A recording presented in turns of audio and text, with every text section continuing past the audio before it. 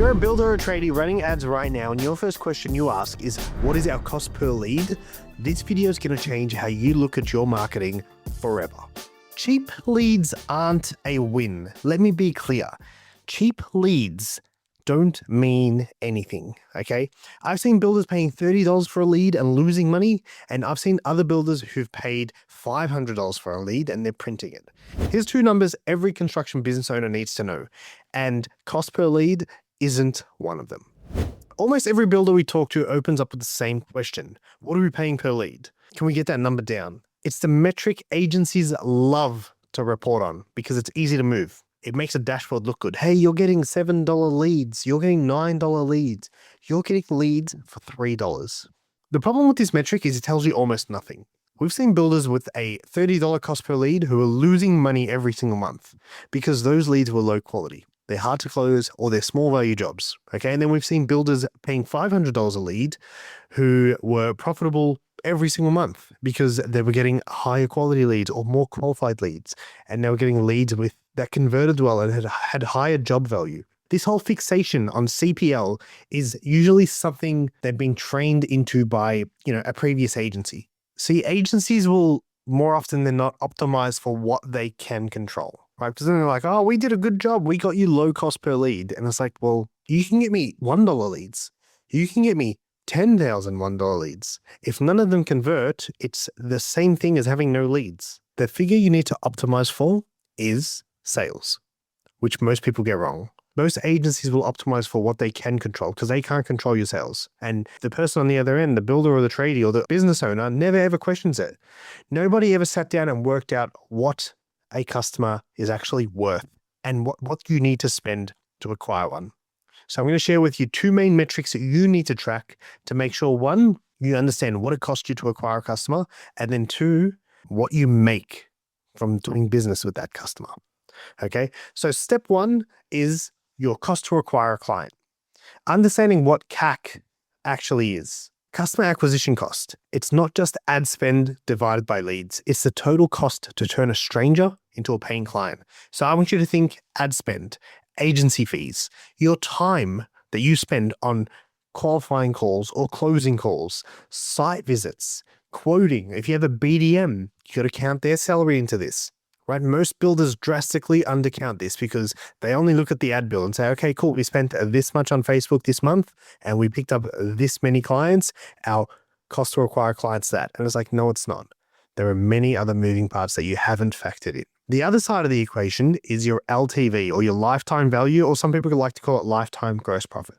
Okay. What is this client actually worth to your business? So first thing, start with the actual average job value. This might vary majorly depending on the type of work you do, but it's important to understand roughly on average how much profit you make. When you start tracking these numbers, even if it's like you're like, hey, we have jobs that range from $100,000 to $4 million, and it's like, that's great. Use the average.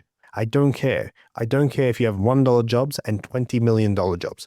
Use the average because that's going to give you the most accurate one. And guess what you'll start doing? You'll stop taking the $1 jobs, or you stop taking the cheaper ones because you don't want to bring the average down.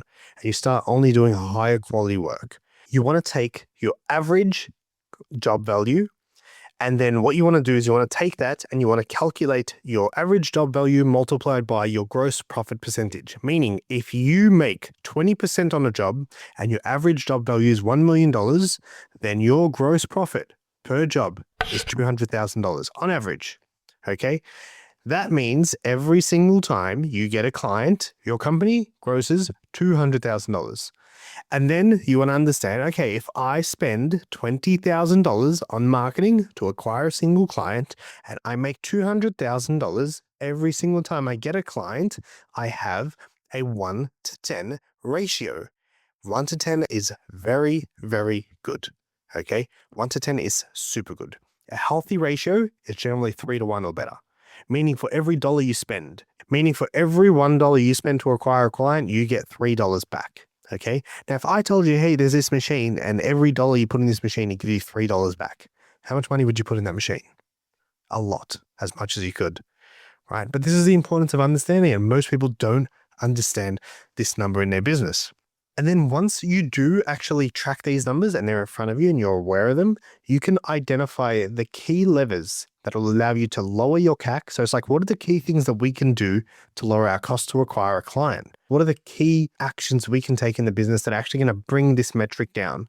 How do we make our ads run more efficiently? How do we create better creative? How do we build a better brand? How do we get better at sales, right? How do we become more efficient on the phone? And then on the other side, you're going to focus on how do I raise LTV? Meaning, how do I increase our gross profits overall? How do we make more money for each individual that we bring in? How do we give them more value so they're happy to pay more? What are the things that we can do to make sure that we constantly increase our overall LTV and lower our CAC? You see, this is where most agencies get it wrong. Most agencies won't even talk to you about this. And for the ones that do, who claim they're good, they'll only touch one lever. They'll focus on bringing the CAC down as much as possible because they don't actually help you make more money on each client. There are only two ways to make more money in a business. You either get more sales or you make more money per customer. They are the only two ways to increase your revenue. It's that simple. Now, if you're watching this video and you're like, but my CPM and my CPC and my CPL all matter to me, these metrics are still important. It's less important to what they are and more important that you track them so you can see the pattern in them. Like if your CPL is going up, you want to be aware of that. If your CPM is going up, you want to be aware of that. If your CPC drops when you've just launched a new creative, you want to be aware of that.